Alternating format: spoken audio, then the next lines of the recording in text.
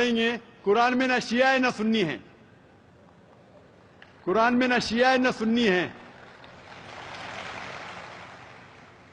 कुरान शरीफ में कहा गया है सूरह इमरान में सूरह नंबर 3 आयत नंबर 103 में वातसिमु बिहब्लिल्लाहि जमीअन वला तफरकू, कि आप आपस में इकट्ठा होके अल्लाह की रस्सी को मजबूती से पकड़ो। अल्लाह की रस्सी है कुरान और सही हदीस। तो आप देखिए कुरान में क्या लिखा है और अल्लाह के रसूल के सही हदीस में क्या लिखा है। तो जो भी आपसे कुछ कहता है अगर कुरान और सही हदीस के मुताबिक है, आप उसकी बात मानो। जो जाकिर कहता है वो भी कुछ अहम नहीं इस्लाम में। जाकिर इस्लाम में 0 है। जो जाकिर कहता है वो बात मानना जरूरी नहीं, लेकिन जब मैं कुरान का हवाला दिया तो आपको कुरान की बात मानना फर्ज है। जब मैं सही हदीस का हवाला दिया तो आपको सही हदीस की बात मानना जरूरी है।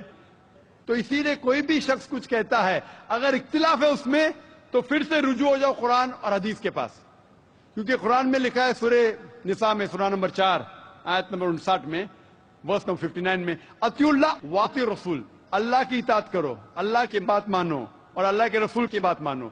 और वो लोग those who have been charged with authority, जो उलुल अम्र है, वो लोग जो आपके अमीर है। लेकिन अगर कुरान और हदीस के पास, अल्लाह और अल्लाह के रसूल के पास, तो अगर दो शख्स, दो आलिम, कोई भी अगर इख्तिलाफ है, आप फिर से मुड़ो अल्लाह और अल्लाह के रसूल के पास, कुरान और सही हदीस के पास। फिर देखो कि कौन सा दोस्त, कौन सा मुस्लिम, कौन सा आलिम, कौन सा मौलाना कुरान और सही हदीस के मुताबिक कह रहा है। आप समझे? तो इससे पता चलेगा कि क्या सही है। आप बोलते हैं कि नमाज पढ़ने के तरीके में इख्तिलाफ है, शुरू में कम से कम जो यकसा है वो तो शुरू करो। इख्तिलाफ वो थोड़ा है, नमाज के तरीके में इख्तिलाफ वो थोड़ा है, जो यकसा है वो तो शुरू करो। अगर आप मुसलमान बनना चाहते हैं तो इतना वक्त क्यों ले रहे? खाली नाम के मुसलमान होना जरूरी नहीं है, वो कोई फायदा नहीं। अमली तौर पे मानो कि अल्लाह एक है, उसकी इबादत करो और आखिरी रसूल मोहम्मद सल्लल्लाहु अलैहि वसल्लम पे ईमान लाओ।